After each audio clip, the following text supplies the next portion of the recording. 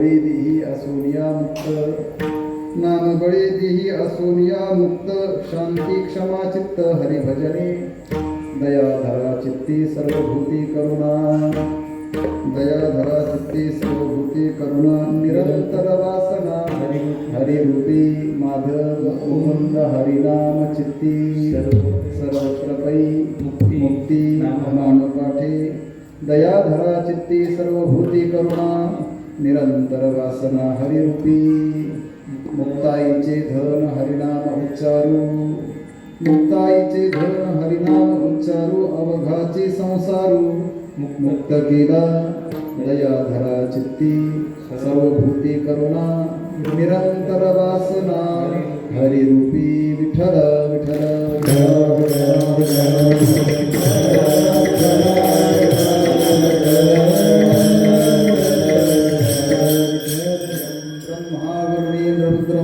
स्तुन्वन्ति दिव्यैस्तवैः वेदैः साङ्गपदक्रमोपनिषदैर्गायन्त्यं सामगाः ध्यानावस्थिततन्मतेन मनसा पश्यन्ति यं योगिनो यस्यान्तन्न विदुःसुरासुरगणा देवाय तस्मै नमः पाण्डुरङ्गाकरो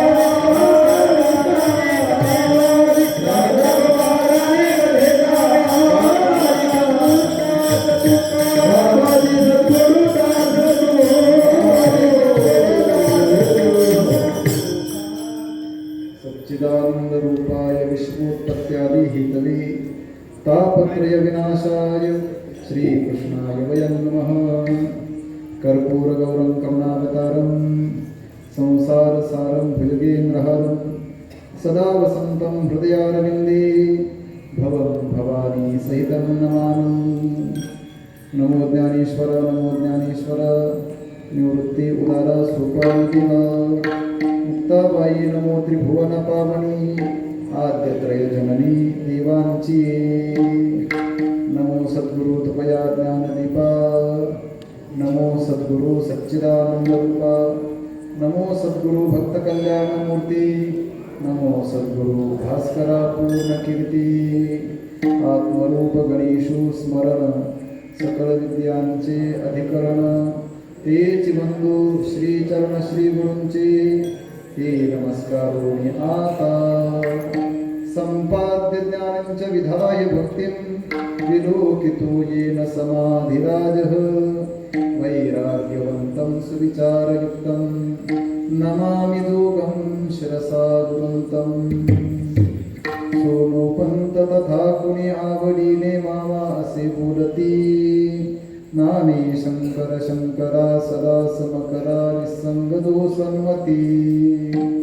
पुण्यश्लोक चितो वारकरी संप्रदायाचा अध्वर्यो खरा शोभतो ऐशा संतकरा सदा शुभकरा दांडे करा वंदितो विठ्ठल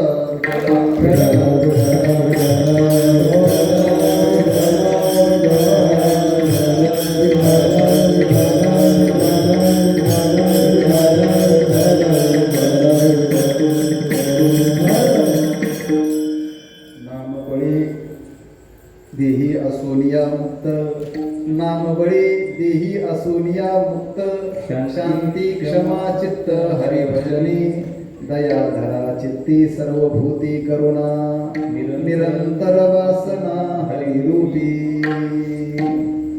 भगवत चिंतन सेवेकरता प्राप्त असणारा अभंग आपणा सर्वांच्या पारमार्थिक आध्यात्मिक जीवनाच्या मार्गदर्शक भूत असणाऱ्या सगळ्या संत कृपेच्या इमारतीचा पाया रचणारे अखंड समाधिघन अलंकापुर निवासी विश्वमाऊली ज्ञानोबराय यांची धाकटी भगिनी अर्थात ब्रह्मचित्रमा आदिशक्ती जगन्माता जगदंबा मुक्ताबाई माता यांच्या अभंगगाथेतील 4 चरणांचा ज्याला संकलित करून हरिपाठ अशी संज्ञा दिलेली आहे अशा प्रकरणातला पहिल्या क्रमांकाचा अभंग सेवेकरता प्राप्त आहे. विठ्ठल विठ्ठल.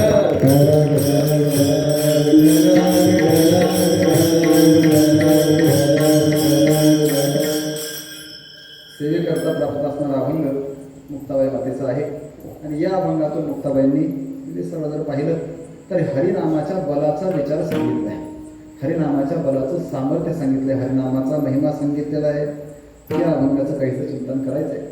चिंतनापूर्वी अर्थाचा परिहार आपल्या श्री क्षेत्र आमदारसूर गावामध्ये भगवान श्री पांडुरंगाच्या अर्थात भगवान श्री महाविष्णूंच्या या पवित्र पावन दरबारात आपण सर्वजण जी सेवा करत आहोत ही नैमित्तिक चिंतन सेवा आहे. हरिदेवीची अर्थात एकादशीची सेवा आहे. वैशाख शुद्ध एकादशी अर्थात ही मोहिनी एकादशीचा पर्वकाळ आहे. आणि या पर्वकाळाची आजची हरिकीर्तन सेवा समस्त उत्सवाचे परंपरेने जे आयोजक आहेत या सर्वांच्या वतीने आमचे गुरुबंधू आदरणीय श्री भक्तिपरायण सार्थकजी महाराज यांच्या प्रेमाने आज्ञेने माझ्या वाट्याला प्राप्त आहे. विठ्ठल विठ्ठल.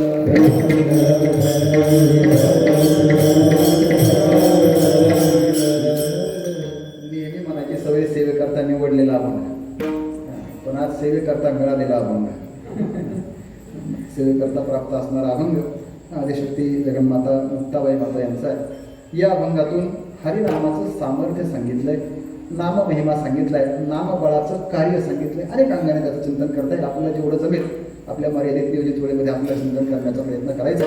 मुक्ताबाई म्हणतायत नामबळे देही असोनिया मुक्त. नामाचं बळ हे आहे, नामाचा महिमा आहे, नामाचं सामर्थ्य आहे की या देहामध्ये असून सुद्धा देहाच्या कोणत्याही बंधनात अडकलेला राहत नाही, अर्थात मुक्त होतो. हे बळ कोणाचं? नामाचं बळ आहे. म्हणून नामबळे देही असोनिया मुक्त. नामाचा महिमा आहे. नामाचा महिमा हे हा आहे की शांती, क्षमा, चित्त, हरिभजने या नामस्मरणाचा हरिभजनाचा महिमा आहे. शांती या शरीरामध्ये येऊन राहते. ज्या देहातून आपण मुक्त होतो याच देहामध्ये शांती आश्रयाने राहते, याच देहामध्ये क्षमा ही राहते. फक्त एक करावं लागेल, दया धरा चित्ती सर्वभूती करुणा. सर्व भूतांच्या संबंधाने चित्तामध्ये दया धरावी आणि व्यवहारामध्ये करुणा असू द्यावी. बस एवढं करणं हा हरिनामाचा उपदेश आहे.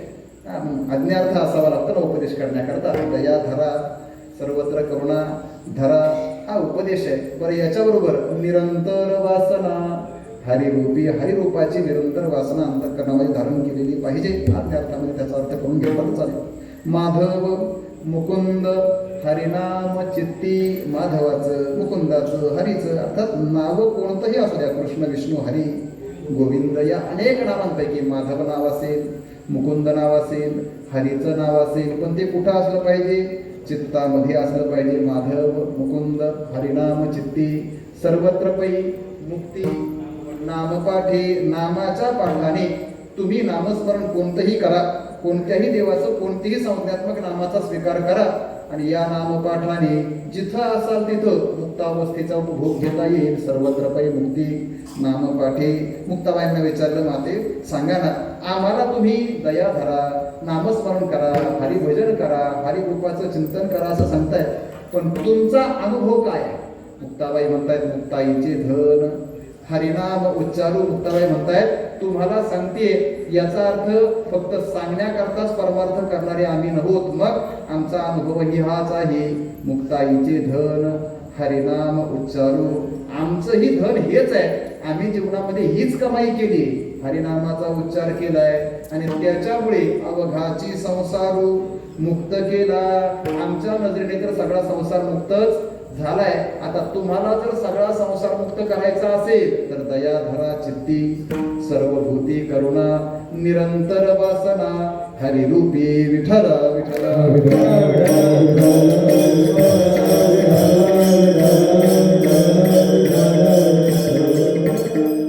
शंका इथपर्यंतच होती. अभंग सगळा आठवण कराय, पण निदान क्रमाक्रमाने सगळ्यांच्या. आता काय, जर एखाद्याला जास्त वजन नसेल झेपत तर कोणतरी टेका द्यावा लागतो ना. तुमच्या टेक्याने आता पुढं पुढं चालणार आहे, एवढी विनंती आहे. मुक्ताबाई मातेचा हा अभंग आहे. कदाचित आपल्या सर्वांच्या अपरिचयाचा अभंग आहे. नेहमी आपण म्हणतो सर्वांच्या परिचयाचा आहे. आज सगळ्यात अडचणी जातात. माझ्या परिचयाचा नाही म्हणजेच मी येताना थोडीशी जरा म्हणजे अनधिकार चेष्टाच करतोय. पूर्ण अभंग पाठ तरी करायला पाहिजे होता, पण माझ्या बुद्धीच्या असामर्थ्यामुळे तो पण मला झाला नाही. मी असा गैरसमजात राहिलो. आज होईल पण आज एकादशीमुळे काय आजही पाठ करता आला नाही. असतो तरी पण आपल्या सर्वांच्या आधाराने मुक्ताबाई माता जसं बुद्धी देतील तसं आपल्याला चिंतन करायचे. मुक्ताबाई या अभंगातून आपल्या सर्वांना उपदेश करतायत. हरिपाठ असं याला नाव दिलंय, बरोबर आहे. आता मुक्ताबाईंची एकूण अभंग अगदी मर्यादित अभंग आहेत, पण त्यापैकी काही एक 10-12 अभंग आहेत यांना हरिपाठ अशी संज्ञा दिलेली आहे. ठीक आहे, हरिपाठ जर म्हणायचं असेल तर हरिपाठाचा विचार आपल्याला सगळ्यांना ज्ञात आहे. 2 हरिपाठ प्रसिद्ध आहेत जे सर्व मान्य आहेत. एक विश्वमाऊली ज्ञानोबा यांचा हरिपाठ आणि दुसरा शांतीब्रह्म एकनाथ महाराजांचा हरिपाठ. या दोन्ही हरिपाठाच्या संबंधाने विचार करताना आपण नेहमी पाहत असतो. आणि आज जर या अभंगाच्या समूहाला संकलनाला जर आपण हरिपाठ म्हणत असू तर हरिपाठ म्हणजे काय हे पहिल्यांदा लक्षात घेतलं पाहिजे. हरे हे नामनः पाठः किती हरिपाठ, ती हरिपाठाची सरळ व्याख्या आहे. हरीच्या नामाचा सतत पाठ करणं याला म्हणायचंय हरिपाठ. मग ज्या अभंगांमधून हरीच्या नामाच्या पाठाचा उपदेश केलेला आहे ते सगळेच अभंग म्हणजेच हरिपाठाचे अभंग आहेत. ज्ञानोबारायांचे जे अभंग आपण हरिपाठातले म्हणून 27 म्हणतो ना ते तर हरिपाठाचे आहेतच, पण अनेक असेही अभंग आहेत की ज्या अभंगांमध्ये हरिनामाचा उपदेश केलेला आहे त्यांनाही हरिपाठ म्हणता येईल. प्रकरण हा विचार स्वतंत्र बाजूला ठेवा, पण हरिपाठ हरीच्या नामाचा पाठ असं जर अर्थ करायचा असेल तर जिथं जिथं हरिनामा पाठाचा उपदेश केलेला आहे त्या सगळ्यांना काय म्हणता येईल, आपल्याला हरिपाठ म्हणता येईल. पण परंपरेने आपल्याला मात्र तसं शिकवलं नाही. परंपरा काही विशिष्ट अभंगांना हरिपाठ म्हणायला शिकवते. काकडा कशाला म्हणायचं? ज्या अभंगांमध्ये आपल्याला जागृती दिली जाते त्यांना काय म्हणायचं? काकडा. जाग केलं ना, उठा जागे भारी. आता पण तरी सुद्धा काही अभंग जागवणारे जरी असले तरी या अभंगात येत नाही. आता जागा रे भाईनो नाही येत काकड्यामध्ये. का? परंपरेने त्यांचा स्वीकार केलेला नाही. विठाला परंपरा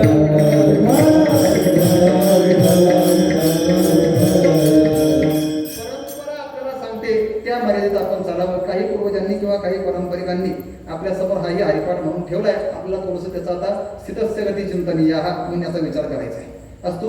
तर हरिपाठ म्हणून या प्रकरणाकडे पाहत असताना आदिशक्ती मुक्ताबाई माता या अभंगामधून आपल्याला हरिनामाचा उपदेश करतात. थोडासा जर भूमिका म्हणून पाहायचा विचार झाला प्रस्तावित म्हणून तर आदिशक्ती मुक्ताबाई माता या उपदेशक आहेत. आज काय झालंय, सध्या वर्तमान काळामध्ये उपदेश करण्याचा अधिकार पुरुषांना का स्त्रियांना याच्यावरनं वाद आहे. आता त्या वादात उडी मारावी का नाही हा माझा मोठा प्रश्न आहे. कारण आज माझ्या समोर अभंग आहे मुक्ताबाई माताची. पण वर्तमान काळामध्ये एक वाद असा सांगतो किंवा एक भूमिका अशी तिथं स्त्रियांना उपदेशाचा अधिकार नाही. पण दुसरीकडे असं म्हटलं जातं की जर स्त्रियांना उपदेशाचा अधिकार नाही तर मग आतापर्यंत आपण स्त्रीकडनं जन्म घेतला, स्त्रीनेच आपल्याला लहानाचं मोठं केलं, स्त्रीमुळेच आपलं जीवन परिपूर्ण होतं. कोणाच्या 4 वादात म्हणजे आपल्या जीवनात तेच ना, स्त्रीशिवाय माणसाचं जीवन पूर्ण होत नाही. अगदी सुरुवातीपासून शेवटापर्यंत जीवनाला पूर्णत्व कोणामुळे आहे? स्त्रीमुळे. एक बाजू. आणि पुराणाधिकांमध्ये इतिहासाधिकांमध्ये अनेक माता मावल्यांना उपदेशक म्हणून आपण पाहतो, बरोबर आहे. गार्गी मैत्रेयी सारख्या महामनस्क माता या इतिहासामध्ये आपल्याला पाहायला मिळतात. आणि आता वर्तमान काळात थोडं पूर्व काळामध्ये जर आपण गेलो तर इथं मुक्ताबाई माता, जनाबाई माता यांचाही विचार आपल्याला करता येतो. पण तरीसुद्धा अभंग रचना हा विचार स्वतंत्र आहे आणि कीर्तनात उपदेश करणं हा विचार स्वतंत्र आहे. विठाला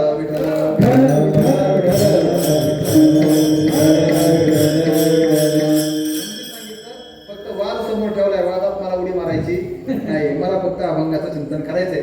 आज मुक्ताबाई माता आपल्याला उपदेश करतायत. त्यांनी उपदेश केलेत. मुक्ताबाईंचे 2-3 शिष्यही आपल्याला माहिती आहेत. मुक्ताबाईंचे शिष्य कोण कोण? नामदेवराय मुक्ताबाई मातेचे शिष्य आहेत, बरोबर आहे. त्याच्यानंतर नामदेवरायांना कच्चं ठरवून त्यांना पुन्हा पक्क होण्याकरता मार्ग दाखवणाऱ्या मुक्ताबाई या त्यांच्या कोण आहेत? उपदेशक आहेत. चांगदेव महाराजांना चांगदेवा प्रति बोध दिला हे उपदेश देणं मुक्ताबाईंचा तो स्वतंत्र विचार आहे. आणि ज्ञानोबारांना सुद्धा ताटी उघडा ज्ञानेश्वरा म्हणून उपदेश देणाऱ्या कोण आहेत? मुक्ताबाईच आहेत. पण मुक्ताबाईंनी जिथं 3 देवांना उपदेश केलाय म्हणून बरं मुक्ताबाई मातेचं वर्णन करताना काय केलं जातं? आद्यत्रय जननी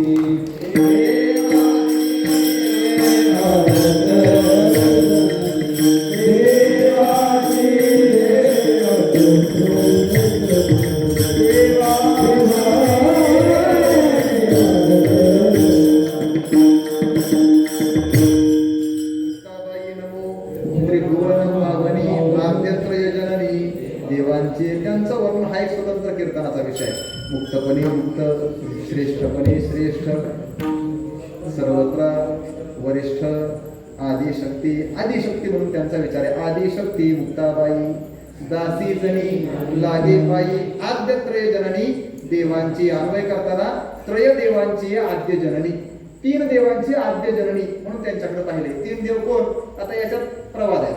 एक निवृत्तीदेव, ज्ञानदेव आणि सोपानदेव. या त्रय देवांची आद्य जननी किंवा ज्ञानदेव, नामदेव आणि सांगदेव आद्य त्रय जननी देवांची. विठ्ठल विठ्ठल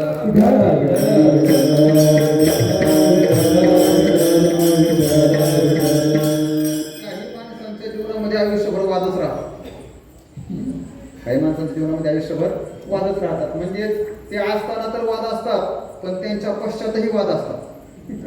अगदी पहा ना, मुक्ताबाईंचं जीवन जन्माला आल्यापासूनच संन्यासाची पोरं म्हणून काय होता? वादच होता. बरोबर. बरं, कसं तरी कुठंतरी प्रतिष्ठा प्राप्त झाली. त्याच्यानंतर ज्ञानोबराय समाधिस्थ झाले, सोपान काकाही समाधिस्थ झाले आणि मुक्ताबाई माता कडाळली बीज निरंजनी. जेव्हा मुक्ताबाई तेव्हा मुक्त झाली, त्यांनीही आपलं निजधाम गमन केलं. म्हणजेच वाद संपेल असा वाटला, वाद संपेल, आता वादातून मोकळा झाला असा वाटला. तर त्याच्यानंतर पुन्हा वाद. मुक्ताबाईंचं समाधी स्थळ की कुठं? कोथळीला म्हणायचं का मुक्ता? आता ते त्याच्यात बरेच आहे ना, 2 का 3 आहेत काहीतरी प्रकार. मला असं सोडून द्या. वादाचा विचार काही माणसाच्या राशीलाच लागलेला असतो. असतानाही वाद आणि गेल्यावरही पण वादच. तसंच आहे. आद्य त्रय जननी म्हणत असताना त्या 3 देवांची म्हणायची का या 3 देवांची म्हणायची? हा पण काय आहे? वादच आहे. पण आपण एक करू, वादे वादे. याचे 2 परिणाम आहेत. बरं, वादाचे परिणाम 2 सांगितले. वादे वादे काय? जायते तत्व. वादे वादे तत्वबोध जायते हा एक परिणाम आहे. पण वादे वादे वर्धते वैरवन्य असा एक भाग.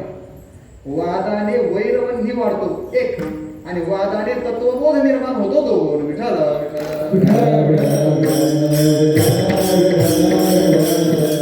ज्या वादाने वैरवन्य वाढणार आहे त्या वादामध्ये पडायचं नाही. मग वाद करायचा आहे. करू आवडीने वाद,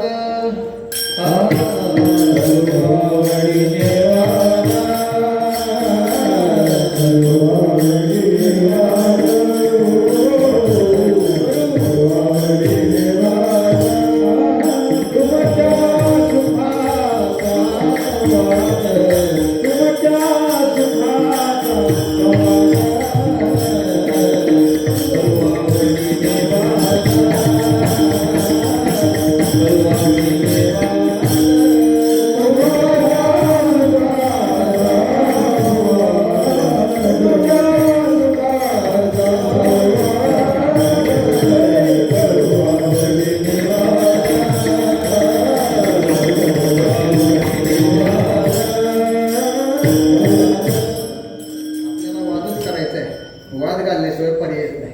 पण वाद करत असताना तुमच्या सुखाचा संवाद, महावाद कुणाबरोबर करावा लागतो? करिता स्वामी सवे वाद अधिक अधिक आनंद. वाद करायचा आहे पण देवाशी करावा, साधू संतांशी करावा. आज मुक्ताबाईच्या या अभंगाचा वचनांचा आपल्याला थोडासा विचार करायचा आहे. मुक्ताबाई माता या अभंगातून हरिपाठ म्हणतात किंवा हरिनामाचा महिमा सांगतायत असं म्हणा. मग हरिनामाचा महिमा सांगतायत, पण नाम महिमा सांगत असताना, नामाचं सामर्थ्य सांगत असताना ते बलाच्या अंगाने सांगतायत, कार्यरूपाने सांगितलं जातं, कारण रूपाने सांगितलं जातं, स्वरूपाने सांगितलं जातं. आज हरिनामाचं बळ सांगितलंय. नामामध्ये काय बळ आहे, किती शक्ती आहे, किती ताकद आहे. प्रत्येकाची शक्ती भिन्न आहे. प्रत्येकाच्या शक्तीचा, सामर्थ्याचा, बळाचा विचार स्वतंत्र अंगाने केला जातो. काय सामर्थ्य जर पाहायचं असेल, बळच पाहायचं असेल तर बळ ही अनेक प्रकारचं आहे. अगदी मनगटाला असतं ते पण काय बळ आहे. काही माणसं म्हणतात ना आपल्या तेवढी ताकद आहे, लात मारेल तिथं बळच आहे. हे बळाचा विचार ही ताकद आहे, शक्ती आहे. एक काही माणसांचं मनगटात बळ नसतं, पण माझे बुद्धिबळ, बुद्धीमध्ये बळ असतं. मनगटातल्या बळावर बुद्धीचं बळ सरस ठरतं. आता याच्यामध्ये अजूनही काही बळ आहेत. काहींजवळ पैशाचं बळ असतं, काहींजवळ सत्तेचं बळ असतं. त्या बळाचा आपल्याला विचार करायचा नाही. आपण परमार्थाचं चिंतन करतोय, थोडंसं आपल्याला पाहिजे. मग शारीरिक बलापेक्षा बौद्धिक बल हे सरस ठरतं कधीही बल. म्हणून तर आपल्या सगळ्यांना माहिती आहे, हत्तीमध्ये जास्त ताकद का माणसात जास्त ताकद? ऐकताय ना तुम्ही? ताकद जास्त कोणात? हत्तीमध्ये ताकद जास्त, पण राज्य कोण कोणावर करतं? हत्ती माणसावर राज्य करतो का माणूस हत्तीवर राज्य करतो? माणूस हत्तीवर राज्य करतो का? हत्तीत शारीरिक बळ जास्त असेल, माणसाजवळ बुद्धीचं वैभव स्वतंत्र आहे. विठाला विठाला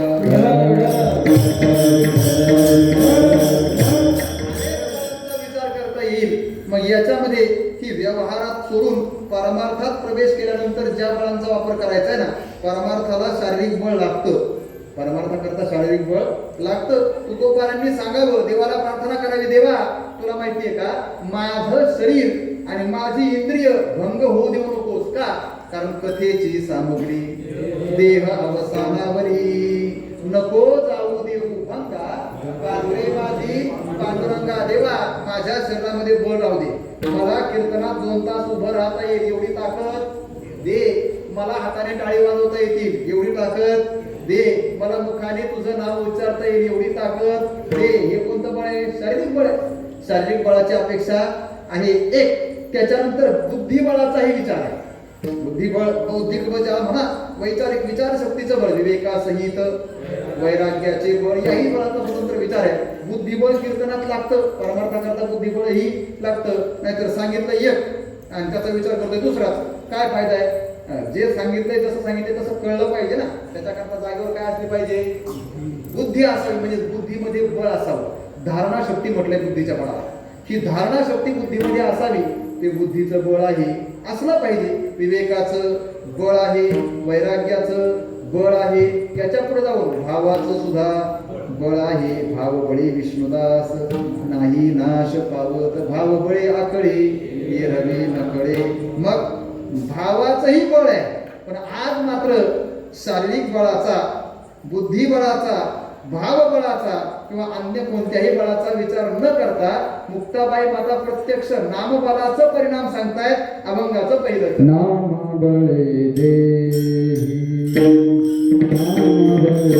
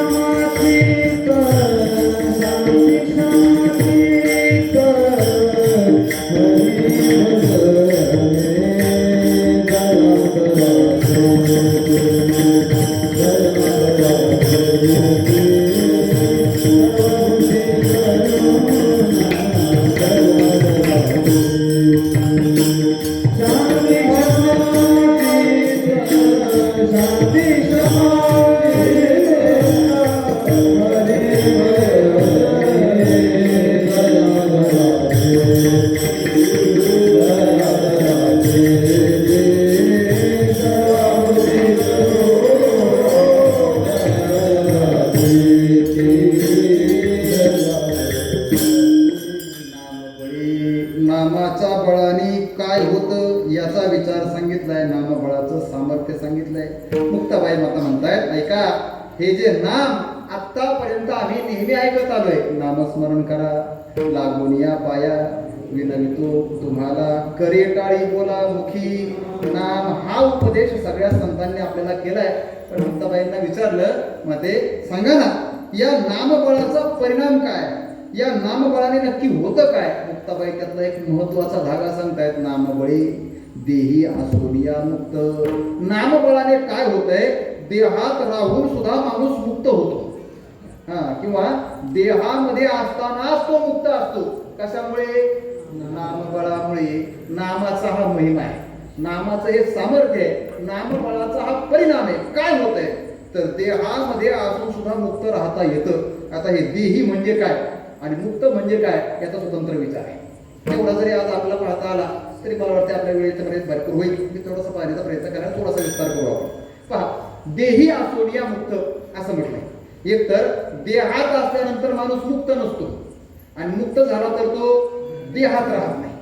पण मुक्ताबाईचा माता म्हणतायत देहात असतो पण देहात असून सुद्धा तो कोण होतो, देही असोनिया मुक्त. आणि हे जर व्हायचं असेल तर त्याच्याकरता आपल्या जवळ बळ पाहिजे. कशाचं? नामाचं बळ असलं पाहिजे. नामाच्या बळाने देहामध्ये राहून सुद्धा मुक्त होता येतं. देहाचा विचार करा आणि मुक्तीचा विचार करा, एवढा दोन गोष्टींचा विचार करा, संबंध पहा आणि आपण थांबू. काय देह म्हणजे काय? देह दह्यते असो देह, जो जळणारा आहे ज्याचं दहन होतं त्याला काय म्हणा? देह. सरळ सरळ आहे, सोपा विचार आहे. जो एक दिवस जळणार आहे त्याला म्हणायचं देह. मग आपल्या सगळ्यांना काय आहे? कोणाला कपडे असतील, कोणाला नसतील, कोणाजवळ पैसा असेल, नसेल, कोणाला घरदार असेल, नसेल, कोणाला बायका पोर असतील, नसतील. पण एक गोष्ट प्रत्येकाकडे आहे, त्याचं नाव आहे देह. कारण जन्म मरणाचा सोहळा याच्यामुळे आपल्याला मिळाला ना, देहाची या गावात आदिया मग जन्म मृत्यूची असतो. देहाला आलोय म्हणून तर आपण जन्मलोय, देहाला आलोय म्हणून तर एक दिवस आपल्याला मरायचंय, देहाला आलोय म्हणून तर आपण इथं आहोत. हा सगळा जो आपला प्रपंच चाललाय त्याचं कारण आपण कशाला आलोय? देहाला आलोय. म्हणजे आपल्या प्रत्येकाकडे काय आहे? देह आहे. पण या देहाचाच विचार करायचा झाला तर हा देह किती प्रकारचा आणि आपल्या प्रत्येकाकडे किती देह आहेत याचा विचार करा. प्रामुख्याने 3 देहांचा विचार केला जातो: स्थूल देह, सूक्ष्म देह आणि कारण देह. अजूनही शास्त्रामध्ये वेदांतामध्ये महाकारण देहाचाही विचार केला जातो. मला तिकडे जायचं नाही, फक्त या 3 देहांचा विचार करा. एक आहे स्थूल देह, दुसरा आहे सूक्ष्म देह आणि तिसरा आहे, ऐकताय ना तुम्ही? काय झालंय मला चांगलं माहिती आहे, कीर्तनाची वेळ 9 ते 11ची आणि वर्तमान काळ असा आहे 9 ते 11च्या कीर्तनात तितकं लोक जाग राहण्याचा प्रयत्न करत नाही. कारण लोकांना माहिती ही वेळ झोपायचीच आहे. मग काय घरी पण झोपायचं आणि ते पण हुशार झोपायचं म्हणतात. मी काय जर निघून जायचं का? जागायचं तरी म्हटलं तर बरं वाटलं असतं ना थोडंसं. चला आपण जागा राहावं याच्याकरता बोलतो. काय अभंग थोडासा अवघड आहे आणि अभंगातले मुद्दे जास्तच किचकट आहे. पण तरी आम्ही प्रयत्नपूर्वक थोडं थोडं सोपं करून सांगायचा. मला काही येते असं नाही, पण प्रयत्न करणार आहे. आपण फक्त जागा राहून प्रतिसाद द्यावा एवढीच अपेक्षा आहे. विठ्ठल विठ्ठल.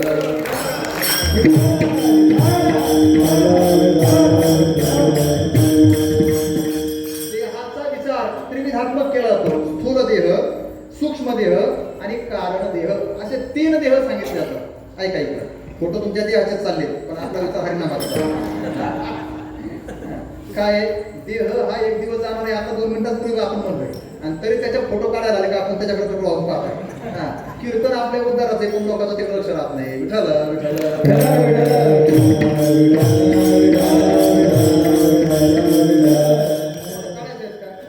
एकदा काढून घ्या बसा सगळ्या खाली.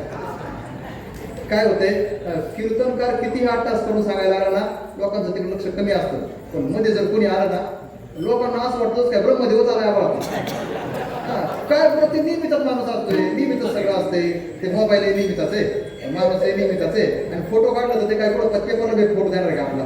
नाही. तरी सुद्धा ते फोटोकडे एवढं का आकर्षण असतंय मला माहिती नाही. काय झालंय सध्या फोटो आणि सेल्फी याच्यामध्ये माणूस आता कीर्तन सुरू चाललंय का?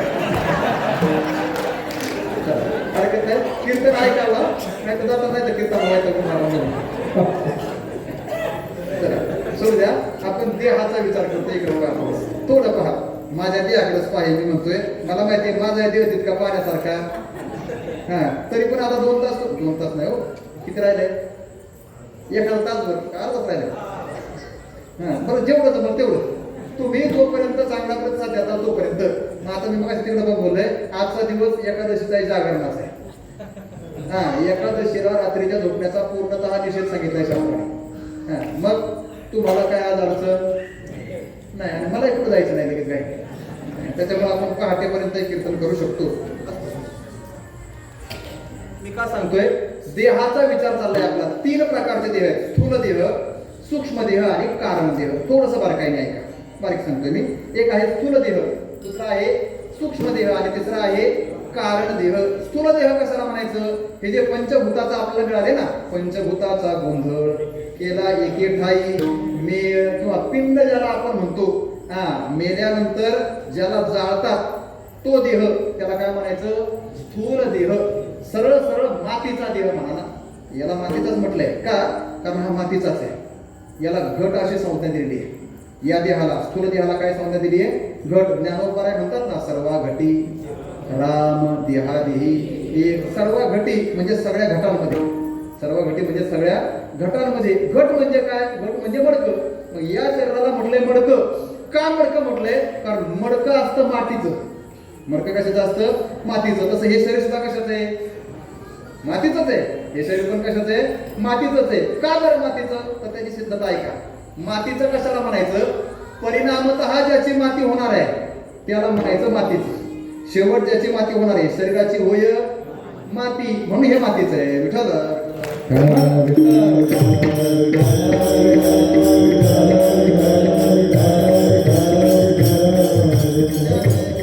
मातीच होणार आहे त्याला म्हणा मातीचं. मग शरीराची जर माती होणार आहे तर शरीर कशाचं आहे? मातीचं. मग मातीचं बनलेलं हे शरीर आहे ना, मग ज्याला आपण हात, पाय, कान, नाक, डोळे, डोकं, पाय हे सगळं शरीर म्हणून पाहतो. स्थूल शरीर म्हणून पाहतो. 3.5 हाताचं म्हणून त्याच्याकडे पाहतो. हे शरीर स्थूल शरीर आहे. एक. किती शरीर सांगितले मी? 3. पहिला आहे स्थूल शरीर, दुसरा आहे सूक्ष्म, याच्या आतमध्ये आहे आणि बारीक आहे. बारीक म्हणजेच बारीक कशाला म्हणतात? आकाराने बारीक असतं ते बारीक एक बाजू. किंवा बारीक म्हणजे तुम्हाला माहितीये धान्य प्रकार माहितीये, चाळणी करतो, चाळता ना तुम्ही. मग जर आपल्याकडं धान्य असेल तर ते चाळायला घेतल्यानंतर 2 प्रकारचे चाळणी असतात. काही चाळणी मोठ्या पदार्थाला वर ठेवते आणि बारक्याला खाली घालते, बरोबर.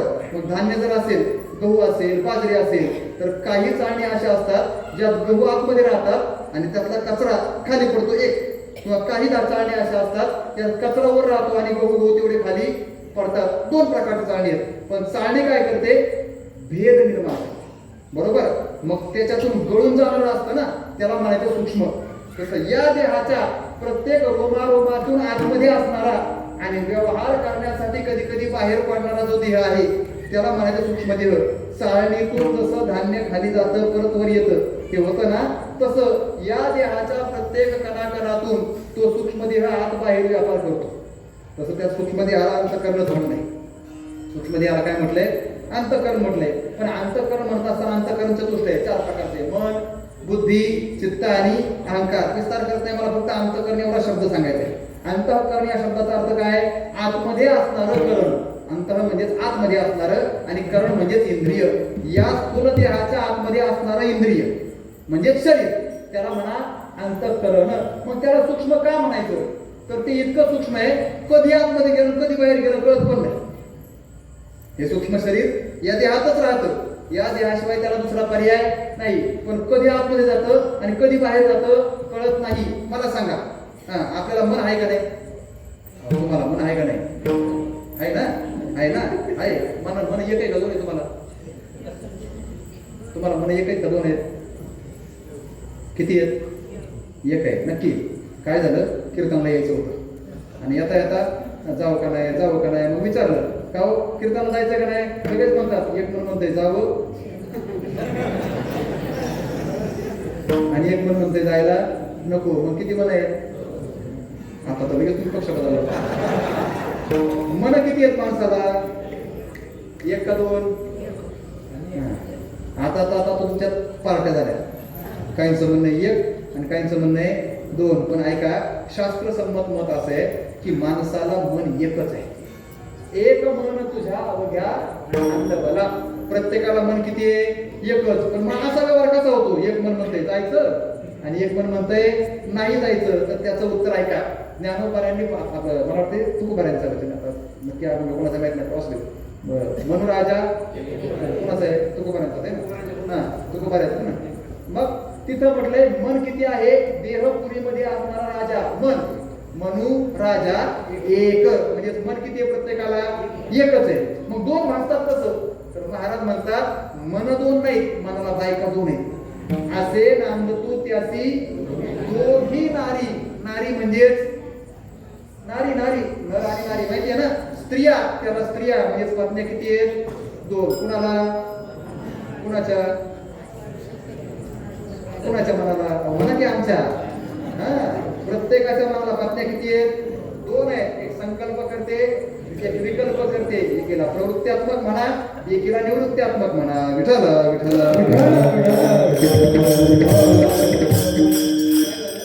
एकदा गेलो आणि एका ठिकाणी म्हटलं मनाला दोन बायका आहेत. काय म्हटलं मी? मनाला दोन बायका आहेत. त्याच्या नेमका एक माणूस बसला होता, त्याचं नाव मनाच होतं. काय नसेल त्याला दोनच होत्या ना बिचारा. तो उठला तो म्हणतो तुम्हाला कसं काय माहिती? आता म्हटलं हे तुझं नाही सांगत, हे मन नावाचं सूक्ष्म इंद्रिय त्याचं वर्णन चाललंय. विठ्ठल विठ्ठल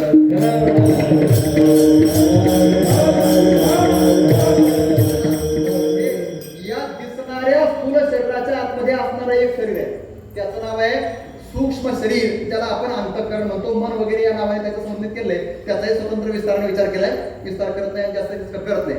ऐका, पहिलं दिसणार हे आहे, याला म्हणा स्थूल शरीर, स्थूल देह. बरोबर.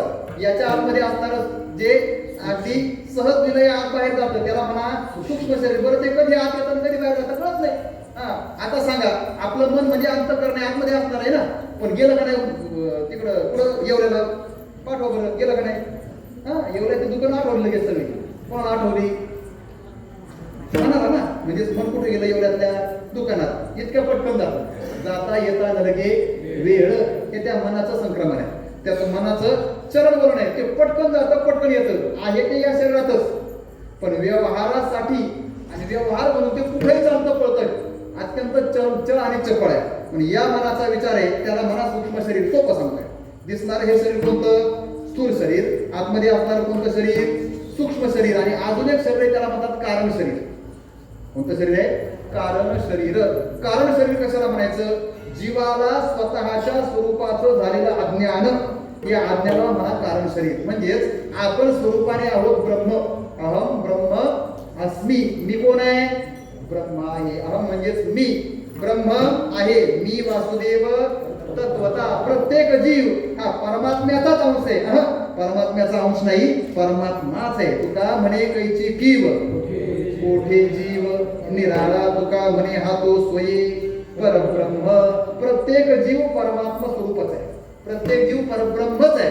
पण या जीवाला स्वतःच्या परब्रह्म रूपतेचा विसर पडला आणि मी जीव आहे असं वाटायला लागलं. याचं कारण त्याला निर्माण झालेली अविद्या.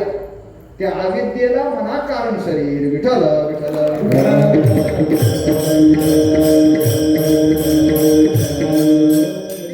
हे स्थूल शरीर, याच्या आतमध्ये असणारं सूक्ष्म शरीर नाही, याच्या आतमध्ये असणारं सूक्ष्म शरीर आणि जीवाला स्वरूपाचं असणारं अज्ञान म्हणजे कारण शरीर. तीन. बरोबर आहे. दिसणारं स्थूल शरीर, आतमध्ये असणारं व्यवहाराला प्रेरित करणारं सूक्ष्म शरीर आणि स्वरूपाचं अज्ञान स्वरूप असणारं जे ते कारण शरीर. अशी तीन शरीर आहेत. या तीन शरीरांच्या आश्रयाने जीवाचा व्यापार चाललाय. जीवाचा व्यापार चाललाय. मी जन्माला आलो, मी कीर्तनाला येऊन बसलो, मी कीर्तनाला येऊन बसलो, याच्यामधला मी कोण आहे सांगा बरं? मी कीर्तनाला येऊन बसलो म्हणतो ना आपण. मग कीर्तनात बसलेलं कोण असतं? स्थूल शरीर, सूक्ष्म शरीर का कारण शरीर? तो लोक खातात म्हणजे तुमचंच खाल्लं. आपण कीर्तनात येऊन बसलो म्हणतो ना, मी कीर्तनात बसलेलो आहे.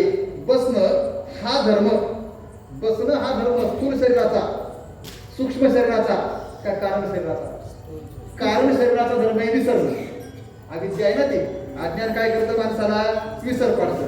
आता आपल्याला जाणव आहे म्हणजेच कारण शरीराचं बसणं नाही. सूक्ष्म शरीर तर पळणार आहे. बहुत चंचल चपळ. पण बसलंय कोणतं शरीर? फक्त स्थूल शरीर बसलंय. हा तर काय हाडा माणसाचं शरीर एवढं तिथं बसलंय. बऱ्याच लोकांचं तेवढंच आहे. बाकीचे सूक्ष्म शरीर घरीच आहे. आता कधी जाता येते काय माहिती, कारण कीर्तन चालू व्हायला उशीर झाले आणि मग चालू व्हायला उशीर झाला मग संपायला वेळ उशीर होणार आहे. आपल्या वेळेत घरी जाता येईल का नाही, मग आताच घरी म्हणून गेले. मग ते सूक्ष्म शरीर पण इथं राहत नाही. मग बसलं इथं कोणतं शरीर? स्थूल शरीर. मग इथं मी कीर्तनात बसलो आहे या वाक्यातला मी म्हणजे कोणतं शरीर आहे? स्थूल शरीर आहे. मग मी जर कीर्तनात बसून भजन करायला लागलो, काय करायला लागलो? भजन करायला लागलो. आणि भजन करता कीर्तनात सांगितलेल्या विषयाशी तादात्म्य धारण करून त्या विषयाचं चिंतन करायला लागलो, तर मग मी कोणतं शरीर आहे? सूक्ष्म शरीर. कारण चिंतन करणं हा अंतःकरणाचा धर्म आहे. संकल्प करणं, विकल्प करणं, निश्चय करणं, चिंतन करणं हा कोणाचा धर्म आहे? अंतःकरणाचा धर्म आहे. चिंतन करणारं चित्त, संकल्प विकल्प करणारं मन, निश्चय करणारी बुद्धी हा त्याचा विचार आहे. पण असं सूक्ष्म शरीर त्यालाही कधी आपण मी म्हणतो. सूक्ष्म शरीराला आपण काय म्हणतो? मी चिंतन करतोय म्हणजे कोणतं शरीर झालं? सूक्ष्म शरीर. मी कीर्तनात मांडी घालून बसलोय म्हणजे कोणतं शरीर झालं? स्थूल शरीर. आणि मला काहीच कळत नाही असं म्हटल्यानंतर न कळणं म्हणजेच अज्ञान रूप असणारं शरीर कोणतं आहे? कारण शरीर. अशा तीनही देहांचा अभिमान आपण एकटाच घेत असतो. विठाला देहत्रयांचा अभिमान घेणारा हा जीव आहे. कोण आहे? हा जीव आहे. तसं तर जीव घेऊ शकत नाही. काय? जीवाला काहीच करता येत नाही, कारण जीव ब्रह्म आहे. आणि ब्रह्म हे काहीही करण्या न करण्याच्या पलीकडे आहे.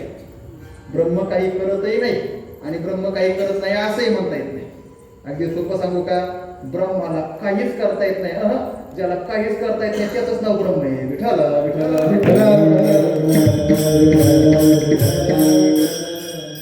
स्वरूपामध्ये क्रिया घडत नाही, कारण ब्रह्म व्यापक आहे. सिद्धांत असा आहे वेदांताचा, व्यापकात क्रिया घडत नाही. सोपं सांगू का? उदाहरण. अगदी परंपरेने वेदांत शास्त्राचं उदाहरण सांगितलं जातं. एखादा हांडा घ्या, एखादं भांडं घ्या. ते भांड काय? एखादी बरणी किंवा एखादा चांगलं भांड घ्या, त्याचं झाकण पॅक करताय, बरोबर? आणि त्याच्यात अर्ध्यापर्यंत पाणी घ्यायचं. पाणी किती घेतलंय? अर्ध्यापर्यंत. आणि मग ते हलवा. आवाज येतो की नाही? आवाज येतो की नाही? हलवल्यानंतर येतो. झाकण लावायचं. पाणी किती आहे त्याच्यात आतमध्ये? अर्ध. ते हलवलं तर आवाज येतो. पण एखादा घडा घ्या, एखादं भांड घ्या, त्याच्यामध्ये फुल पाणी भरा. अगदी नखभर सुद्धा जागा रिकामी ठेवायची नाही आणि मग त्याचं झाकण लावायचं आणि मग हलवायचं. आवाज येतो का? कारण आतलं पाणी हलत नाही. पाणी का हलत नाही? पाणी तर जास्त आहे ना. पाणी जास्त आहे, पण असलेल्या पाण्याला हलायला जागा शिल्लक नाही. ते व्यापक आहे. त्या भांड्यामध्ये ते कसं आहे? व्यापक आहे. व्यापकामध्ये क्रिया हालचाल घडत नाही. जर अपूर्ण असेल, कमी असेल, परिच्छिन्न असेल, मर्यादित असेल तर त्याच्यात क्रिया घडते. म्हणून जीव जर स्वरूपाने परब्रह्म असेल तर परब्रह्माला क्रिया करता येत नाही. क्रिया करण्याकरता या देहाचा आश्रय घ्यावा लागतो. विठ्ठल ते ब्रह्म, ते चैतन्य ज्याला साक्षात आत्मा म्हटलंय ना, तो सर्वत्र व्याप्त आहे. तो आत्मा कुठे आहे? सर्वत्र आहे. एक हरी आत्मा. जीव शिव, जीवामध्येही तोच आहे आणि शिवामध्येही पण तोच आहे. कोण? आत्मा. बरोबर आहे. त्याला हरी म्हणा, आत्मा म्हणा, परब्रह्म म्हणा, काय म्हणायचं ते म्हणा.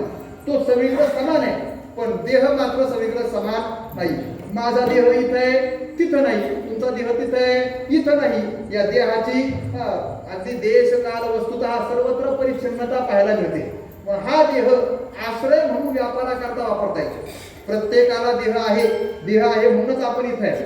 मग आता देह आहे तर देहात राहतो म्हणून या जीवाला देही म्हटलंय.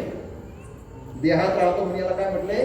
देही. मग आता नाम बळे देही असून या, हा विचार आहे ना. या देहात राहतो कोण? जीव. कोण राहतो? जीव. जीव राहतोय कुठं? देहामध्ये. मग देहात राहतोय म्हणून याला नाव काय आलंय? देही आलंय ना. देहामध्ये राहतो म्हणून याला नाव काय आलं? देही. जीवाला या देहामध्ये राहायला आलाय म्हणून देही नाव आलंय. आणि देही म्हणजेच या देहाचं ज्याला बंधन प्राप्त झालंय तो देही. देहापुरता आहे तो तेवढा देही. आपला देह जेवढा आहे, आपला जीव तेवढाच ना. काय समपरिमाण म्हटलं याला. ज्या देहामध्ये जाईल तेवढा होतो तो जीव. जीव असा नसतो ठरलेला, एवढाच आकार त्याचा आहे, तेवढाच आकार त्याचा आहे. नाही, जीवाचा आकार ज्या देहाच्या आश्रयात तेवढा.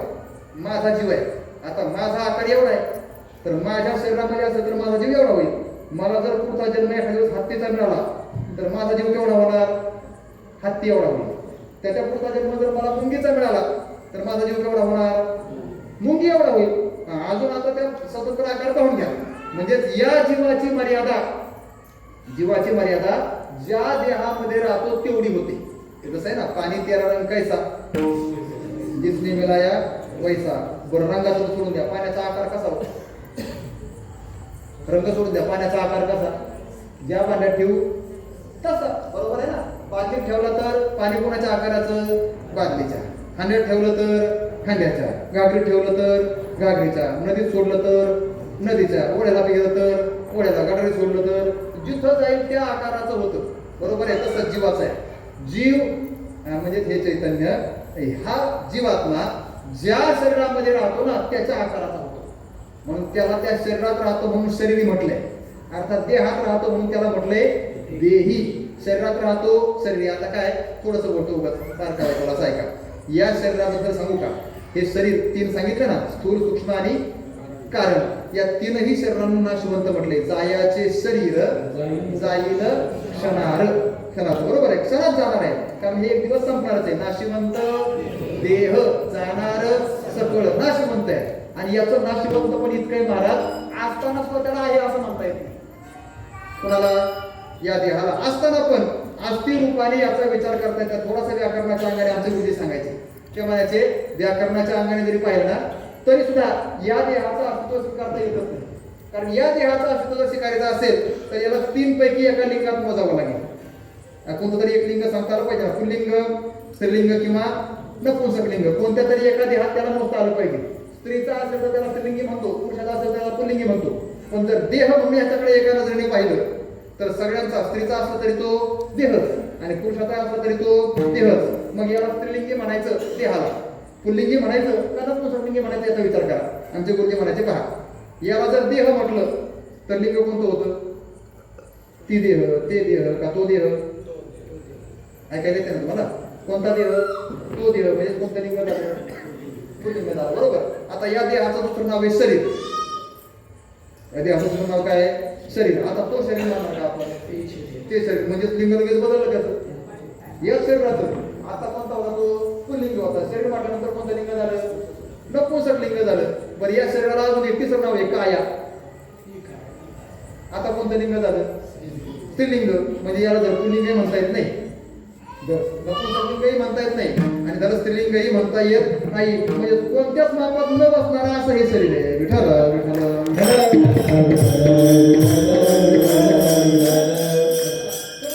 पण या देहामध्ये जीवाला राहता येतं, हा जीवाचा प्लस पॉइंट.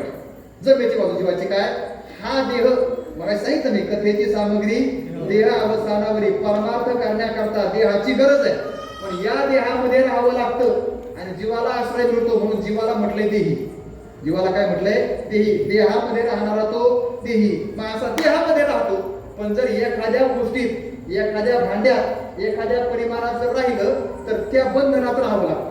तसंच देहाच्या परिमाणात जर जीव राहिला तर जीवाला त्या देहाच्या बंधनात राहावं लागतं. मुक्ताबाई माता म्हणते, जीव या देहाच्या बंधनात राहून सुद्धा जर त्याला मुक्त व्हायचं असेल तर त्याने नामस्मरणाचं बळ स्वीकारलं पाहिजे. विठ्ठल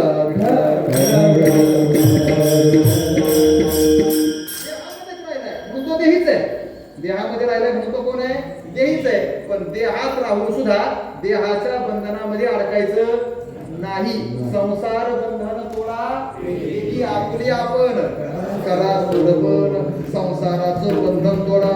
संसाराचं म्हणजे दिसतंय हा संसार नाही. संसाराची फार गोड व्याख्या केलेली आहे. आणि देहाधिक हे संसारी सर्वही मांडिलेसे गुंफिरे तेथ नातुडे जो वागुरे वारा जैसा. हे मुक्ताचं लक्षण आहे. देहाला म्हटलंय संसार. हा देह म्हणजेच काय, एक प्रकारचा बायको करणं, पोरं करणं, घरदार वाढवणं, शेतीवाडी घेणं, पैसा बँकेत टाकणं, याला संसार नाही म्हणायचं. देह हाच काय सगळ्यात पहिला संसार आहे.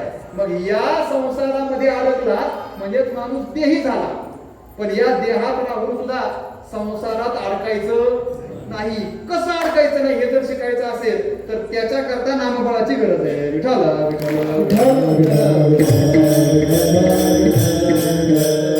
नामबळे देही असून या मुक्त. नामबळाने देहात असून सुद्धा देही म्हणून घेऊन सुद्धा तो कोण असतो, मुक्त असतो. आता मुक्त कुणाला म्हणायचं ते ऐका. मुक्त कास या म्हणावे मुक्त नाही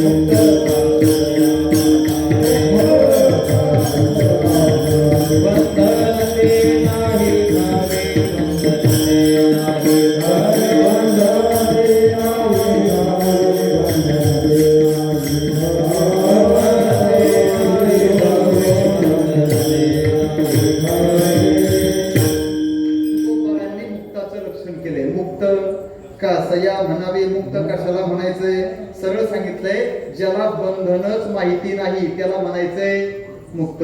जो बंधनात नाही त्याला नाही मुक्त म्हणायचं. ज्याला बंधन माहिती नाही त्याला मुक्त म्हणायचं. हा, बंधनात नसणं हे मुक्तपणाचं लक्षण नाही. मग बंधनाचं ज्ञान नसणं हे मुक्तपणाचं लक्षण फार बारका आहे. काय माझा थोडासा विषय आठवला म्हणून बोलतो मी. काय आपली थोडीशी झोप मोडावी म्हणून बोलतो. संत वचनाकडे पाहत असताना, संतांच्या वचनाचा अर्थ करत असताना इतका बारकाईने करायचा असतो. आमचे गुरुजी सांगायचे, बा लई अगदी सोनाराच्या तराजूवर जसं मोजलं जातं ना, तुम्हाला मोजलं माहिती आहे ना सोनाराचं तराजू. काय आमचे बुवा म्हणायचे, व आपणही बोलतो आणि संत महात्मे सुद्धा बोलतात, पण दोघांच्या बोलण्यात अंतर आहे. किती अंतर आहे? पंचवाक्य आहे का? ते म्हणायचे, काय झालंय तुम्हाला सोनार माहिती आहे सगळ्यांना? सोनार आता सगळ्यांना जास्त आठवतोय, कारण त्याचा धंदा लई जोरात चालला, लई महाग झाले ना सोनं. हा, तर ते सोनाराचं दुकान. तुम्ही सोनाराच्या दुकानात गेले असताना कधी, बरोबर आहे, त्या सोनाराच्या दुकानात आपल्याला जर काही घ्यायचं असेल तर मोजण्याकरता, वजन मोजण्याकरता काय असतो तिथं? काटा असतो ना. तो काटा पाहिलाय का कधी? पाहिलाय ना, काटा असतो ना, तो वजन काटा. तर तो वजन काटा असतो, काय छोटा मोठा असेल तो, बरोबर आहे. त्या काट्यावर वजन करण्याकरता कमीत कमी किती किलोचा माप असतो? नाही चुकलं का?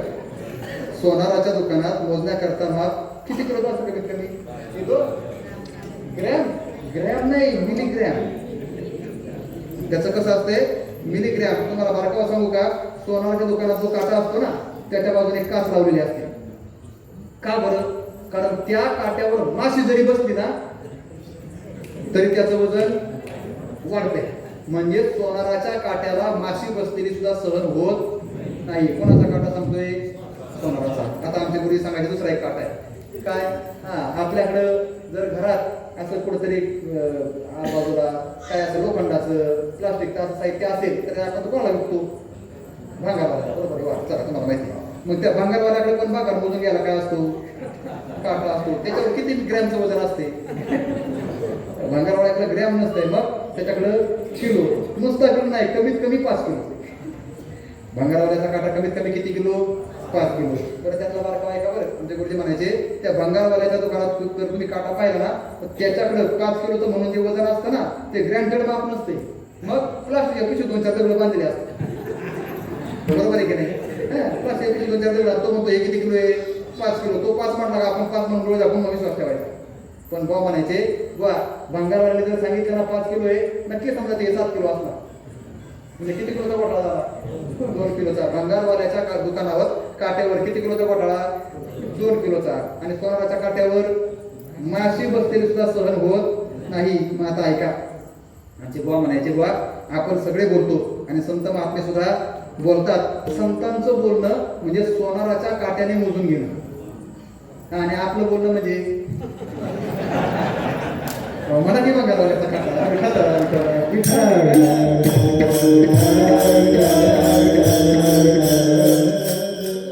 बोलण्यातला बारकावा पाहना. मुक्त कासया म्हणावे हे मोजणे. बंधनाची नाही असं नाही, बंधनाची नाही ठावे, बंधन नाही तो मुक्त असं नाही. ज्याला बंधन माहितीच नाही त्याला म्हणायचं मुक्त. बंधनाचं ज्ञानही नसणं हे मुक्तपणाचं लक्षण आहे. मग आज मुक्ताबाई माता मुक्तीचा मार्ग सांगतायत. देही असून या मुक्त, देहात असूनही मुक्त व्हायचंय. म्हणजेच बंधनाच्या ज्ञानातून बाजूला जायचं. बंधनाचा पूर्णतः विसर पाडायचा आहे. बंधन कोणाला म्हणायचं? जे जीवाला बांधून टाकतं त्याला म्हणायचं बंधन. मग अशी बंधनं अनेक आहेत. संसार म्हणजे सगळ्यात मोठं बंधन आहे. चला, तर संसार बंधन थोडा वेगळी म्हटलं ना आपण आता मगाशी. मग या सगळ्या संसार बंधनाला, देहापासून तर दिसणारा हा दृश्य सगळा स्थूल पंच, या सगळ्यापर्यंत संसारला म्हणा बंधन. या बंधनाच्या बाहेर यायचंय. पण आपलं काय झालंय, आपण बंधनातून बाहेर येण्याचा प्रयत्न नाही करत. उलट आपण बंधनात जास्त अडकतोय. अडकतोय म्हणजेच अगोदर आहे मुक्त, पण जबरदस्तीने मुक्त होता परी बळे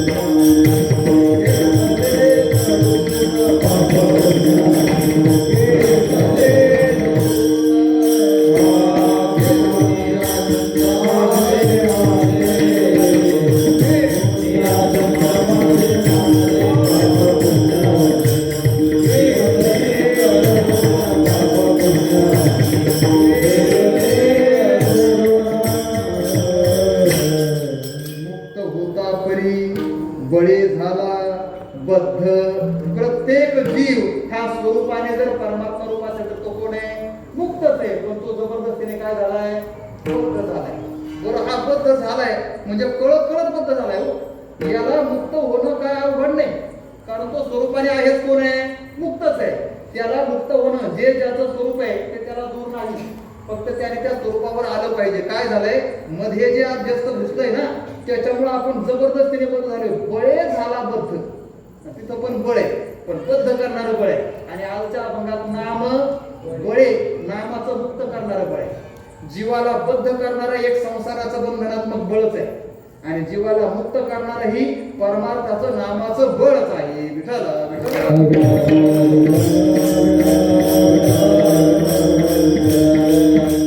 विचार करायचा आहे, आपल्याला कोणत्या बळाचा आश्रय करायचा आहे? बंधनात टाकणाऱ्या बळाचा आश्रय करायचा का मुक्त करणाऱ्या बळाचा आश्रय करायचा? एवढंच शिकायचंय बस. आणि मग तेवढं जर ठरलं असेल, मुक्त व्हायचं असेल, बंधनात असतानाच मुक्त व्हायचं असेल, तर नामबळाचा वापर करावा. नामबळी देही आसोनिया मुक्त. नामबळाने कसं शक्य आहे? महाराज आता आपण प्रमाण पाहिलं, घेऊन या छंद माझे माझे. मुक्त असताना बद्ध झालाय, कशामुळं? नको तो छंद घेतला म्हणून. त्या मुक्ताला बद्धतेचं कसं सोंग जडतं याचा करता तुकोबारांनी फार गोड उदाहरण दिले. ते माकडे मोठीची धरली फुटाने, गुंतले तेने हातात येते. फार गोड सांगितलं तुकोबाऱ्या. तुकोबाऱ्या उदाहरण देतात. ते माकडाचं प्रक्रिया फार विस्ताराचा विचार आहे, विस्तार करता 2 मिनिटांमध्ये सांगतो. पहा काय झालं म्हटले, माकड पकडणारा जो असतो ना, त्याला माकड पकडायचं, आपले खेळ वगैरे करणारे गावडे असतात ना, त्यांना माकड लागतं. मग माकड पकडायचं, कसं पकडायचं? तर ते माकड अत्यंत चंचल, बरोबर आहे? ते माकड चंचल आहे. तर हा मकार सांगितले चंचल, त्यात प्रामुख्याने त्याचे नाव येतो मनो मधुकरो मेघो मानिनी मदमो मरु मा मधु मरकटो मत्स्यो मकाराह दशचंचलाह. दशचंचल मकार मकार आदी शब्द सांगितले. त्यात माकडाचं नाव आहे. माकड फार चंचल आहे म्हटले. मग असं चंचल असणारं माकड सापडत नाही, लवकर हातात येत नाही. मग त्याला पकडायची युक्ती तुकोबाऱ्याने सांगितली. बरं, मला माहित नाही, मी काय कधी पकडले नाही, पण तुकोबाऱ्याने सांगितलं म्हणून आपण त्याच्यावर विश्वास ठेवतो. काय तुकोबाऱ्या म्हणतात, प्रक्रिया अशी होती, ज्यांना माकड पकडायचं आहे ना, ते एक असं थोडंसं हे तयार करायचं, जाळं तयार करायचं, किंवा त्या माकडासाठी एक काहीतरी प्रक्रिया करायची. काय करायचे, जमिनीत थोडासा खड्डा घ्यायचा आणि एक डेरा त्या खड्ड्यामध्ये पुरायचा. फक्त त्या डेऱ्याचं तोंड वर ठेवायचं. डेऱ्याचं काय वर ठेवायचं? फक्त तोंड. बरं, तो डेरा असा खाली तो रुंद असायचा आणि त्याचं तोंड एकदम बारीक. ते सुरण वगैरे पण जुन्या काळात असायचे, ते मडक्याचे अनेक प्रकाराचे त्याची माती बनवली. तर त्यातलं अत्यंत छोटंसं तोंड आणि खाली त्याचा डेरा कसा आहे? मोठा आहे. आणि मग तो गारुडे काय करायचा, माकडा पकडणारा तो पाणी तो असेल, तो काय करायचा, तो डेरा जमिनीमध्ये पुरायचा, पक्का पुरायचा, निघणार नाही असा फिट दाबायचा. 4 बाजूनी माती लावून त्याला फिट करायचं. आणि मग त्याच्यामध्ये काही फुटाणे टाकायचा. आणि मग ते फुटाणे त्याच्यात आहेत, तो वास आला का ते माकड तिथं त्या मडक्याच्या जवळ यायचं, त्या डेऱ्याच्या जवळ यायचं. आणि मग ते माकड जवळ येतं आणि त्या डेऱ्यामध्ये फुटाणे आहेत हे कळलं का त्या डेऱ्यामध्ये काय घालतं, ते हात घालतं फुटाणे काढायला. पण गंमत पहा बरं, त्या डेऱ्याचं ते तोंड एवढंच आहे, केवढं? हात मोकळा आतमध्ये जाईल एवढं. मोकळा हात आहे तोपर्यंत आतमध्ये जातो, पण आतमध्ये गेल्यानंतर माकड मुठीत काय करते? फुटाणे. हात फुगला, हात फुगला, कारण हातामध्ये काय आहेत? फुटाणे. हात फुगला, परत बाहेर काढायला गेलं, पण आता तोंड बारीक आहे ना, हात फुगलाय पुढून, मग त्या तोंडातून बाहेर निघत नाही. मग आता माकड गुतलं. माकड काय झालं? माकडे मुठीशी धरिले फुटाणे. तुकोबाऱ्या बोलतात, माकडाने मुठीत काय धरले? फुटाणे धरले. बरं, आता माकडाला जर फुटायचं असेल तर माकडाने केलं काय पाहिजे? काय केलं पाहिजे? हात बाहेर काढला पाहिजे. आणि हात बाहेर केव्हा निघेल? मुठीतले फुटाणे सोडले तर, बरोबर? पण माकड फुटाणे सोडतंय का? हे माकडांना कळत नाही का? बरं, आता माकडाच्या जवळचे आणि माकडाच्या हातात फुटात मी काय वेगळे करून सांगूच का?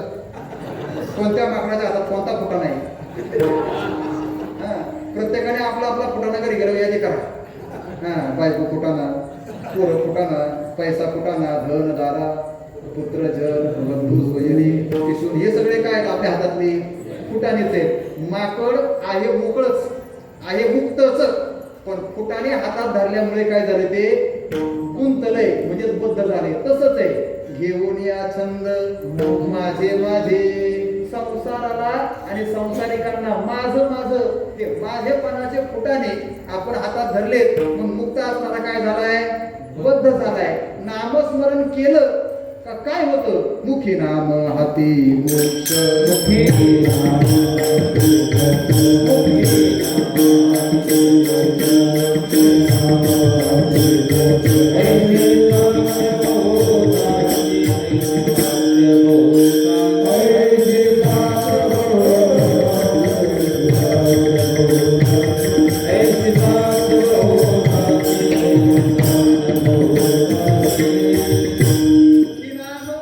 हाती मोक्ष मुक्तीला लगेच वर्णन करता येते तुका म्हणे मुक्ती परमिली नोवरी नामस्मरणाचा हा परिणाम आहे लगेच मुक्त नामस्मरण जर केलं ना माणसाच्या अंतःकरणाचा अहमाध्यास ममाध्यास लगेच खालास होतो आणि तो जर गेला तर त्याच्यामुळे तर बद्ध झाला ना घेऊन या छंद माझे माझे म्हणून मुक्त असणारा बद्ध झालाय मग आता या पद्धतीने काय करायचंय माझं घेतलं माझं म्हणायला लागला म्हणून तो बद्ध झालाय मग आता मुक्त व्हायचं असेल तर काय केलं पाहिजे माझं म्हणायचं सोडलं पाहिजे माझं म्हणायचं नाही आता बारका ऐका बरं माझं सोडण्याकरता अगोदर मी सोडावा लागतो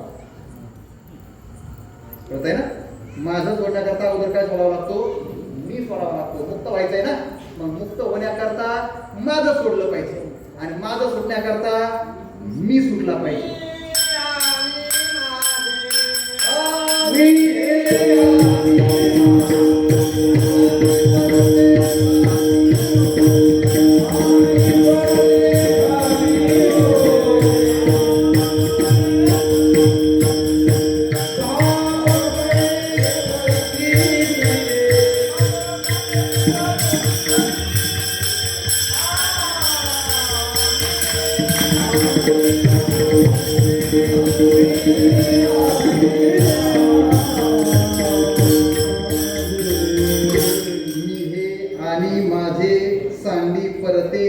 टाकी ओझे माणसाच्या जीवनातलं सगळ्यात मोठं ओझं मीच आणि माझं आहे मी आणि माझं हे दोन टाकले पाहिजे पण माझं टाकण्याकरता अगोदर काय टाकावा लागतो मी कारण असं आहे मी आणि माझं यांचा एक विशिष्ट संबंध आहे मी आणि माझं यांचा काय विशिष्ट संबंध आहे थोडंसं बारकावा सांगतो ऐका थोडंसं बारकावे एकदा आपण वेळ किती झालं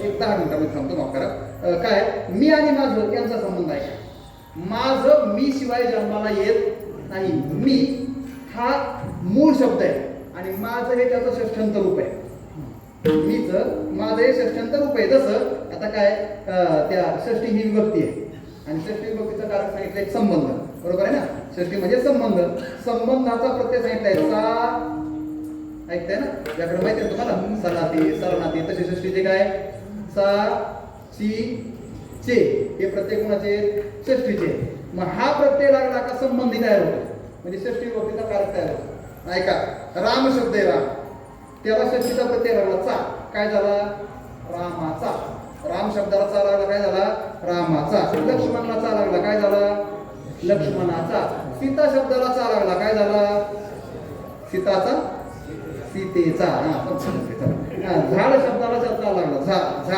झाड शब्दाला चा लागला झाडाचा मंडप शब्दाला चा लागला मंडपाचा तसं मी शब्दाला चा लागला काय झालं मीचा नाही मी शब्दाला चा लागल्यावर त्या चला झकार आदेश होतो आणि माझा बनतो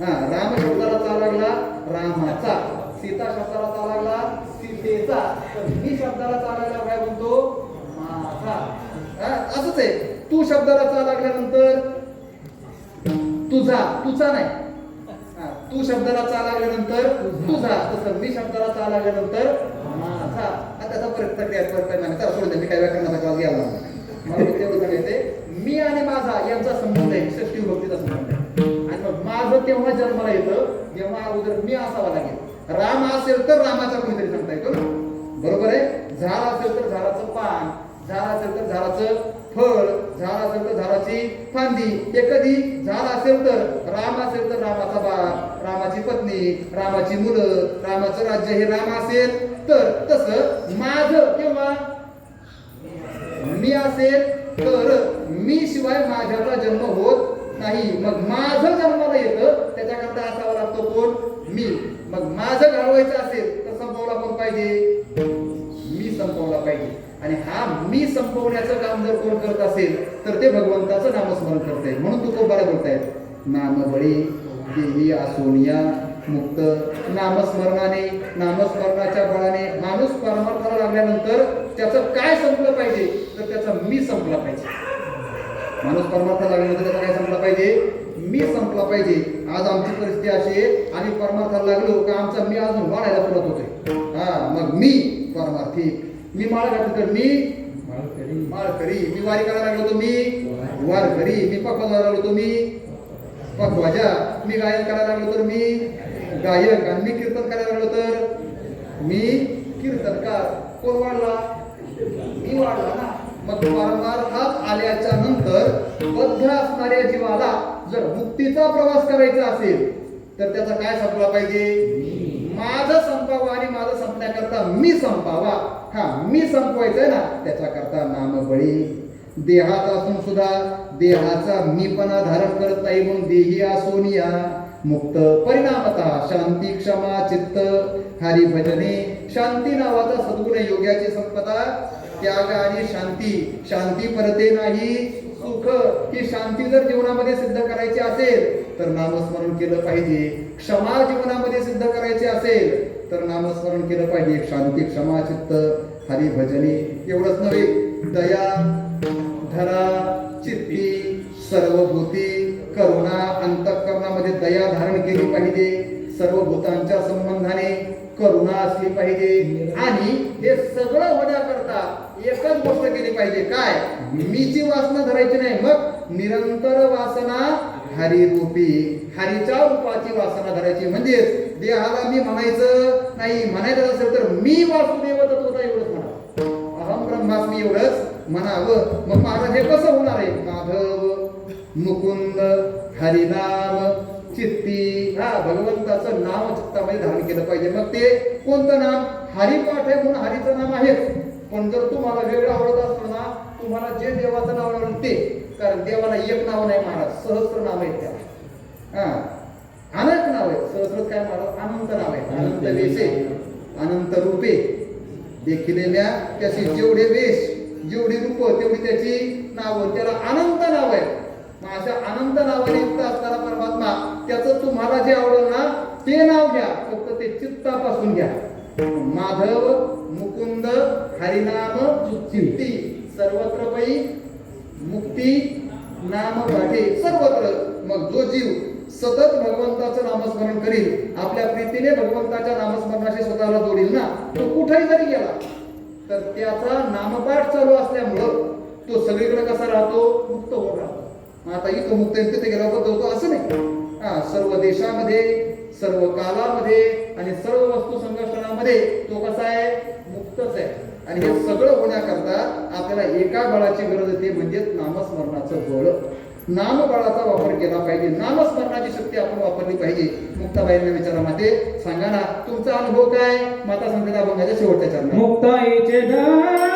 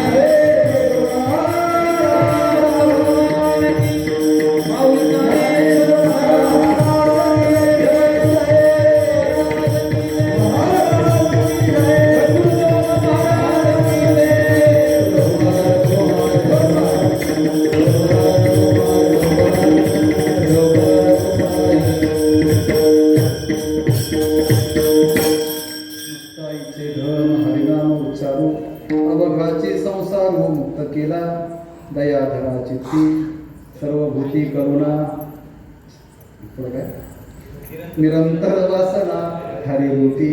मुक्ताबाई माता सांगतायत जसं तुम्हाला हरिनामाचा उपदेश करते, अर्थात नामस्मरण करण्याचं, नामाचं बळ आपल्या जीवनामध्ये साठवण्याचा प्रयत्न करायला सांगते, तसंच माझ्याही जीवनामध्ये मी हेच केलंय. मुक्ताईचे धन, मुक्ताबाई माता म्हणते माझं धन हेच आहे.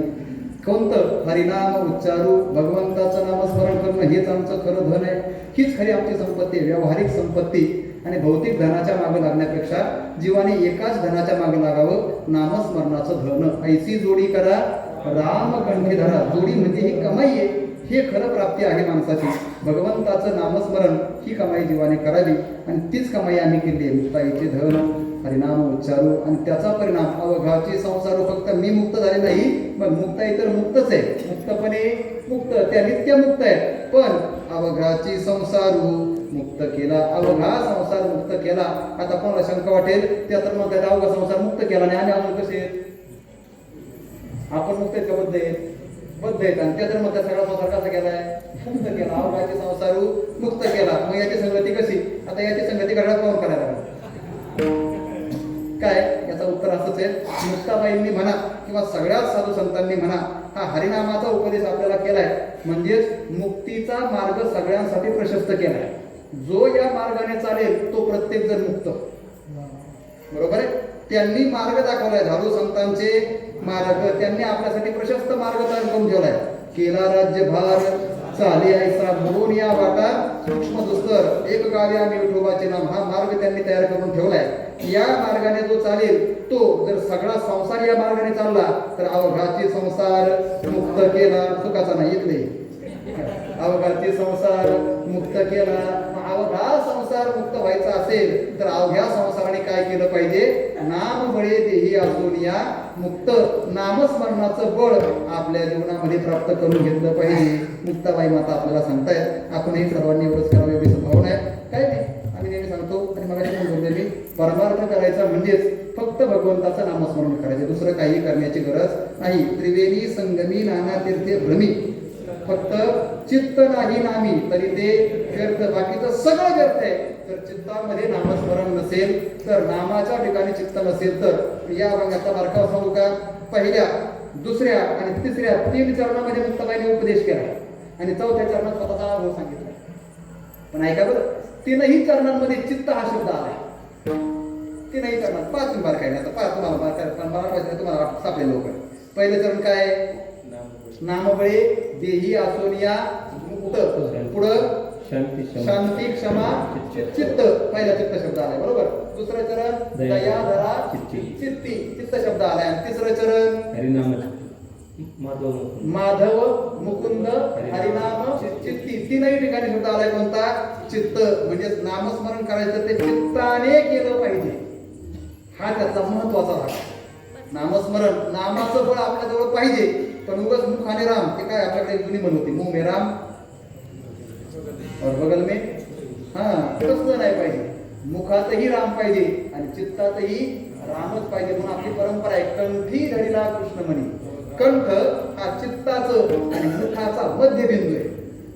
कंठात कृष्णमणी धरावा, अर्थात भगवंताचं नाम धरावं. म्हणून चित्त हे फार महत्वाचे आहे. परमार्थामध्ये चित्ताला जे जास्त महत्व दिले ते याच्याचमुळे आहे, कारण चित्ताने अंतःकरणाने केलेला परमार्थ, श्रद्धेने भावनेने केलेला परमार्थ, भावी गावी गीत शुद्ध करून या चित्त हा फार महत्वाचा आहे. म्हणून मुक्ताबाई माता चित्ताने अर्थात अंतःकरणपूर्वक भगवंताचं नामस्मरण करणं, या नामबळाचा जीवनामध्ये स्वीकार करणं आणि या नामबळाने या देहात असताना सुद्धा देहाच्या बंधनात तिथं राहणं, देहाच्या बंधनात न अडकणं, म्हणजे देही आसोन या मुक्त, हे करायचं असेल, हे जर सिद्ध व्हायचं असेल तर अनेक महात्मे आहेत. आपण सगळे संत परंपरा पाहतो ना, हे सगळे दिसायला देहीच आहे. तुका भासला मानवी वेशधारी, मानवी वेश म्हणजे देहधारी, म्हणजे देही दिसतात पण हसायला मात्र मुक्त असतात. पण देही असून सुद्धा मुक्त हे जर व्हायचं असेल तर संतांनी आपल्याला जो नामस्मरणाचा मार्ग दिलाय, हा मार्ग आपण सगळ्यांनी स्वीकारावा.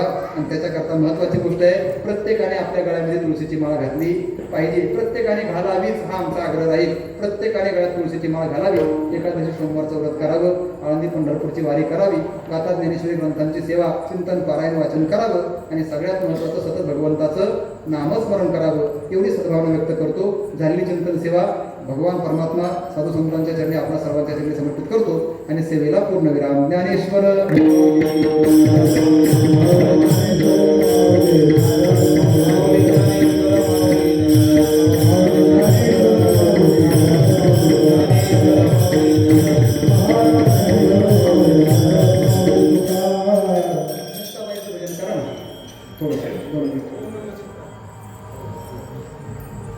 आता आपण मुक्ताबाईंचा हरिपाठ होतात. मुक्ताबाई मुक्ताबाई मुक्ताबाई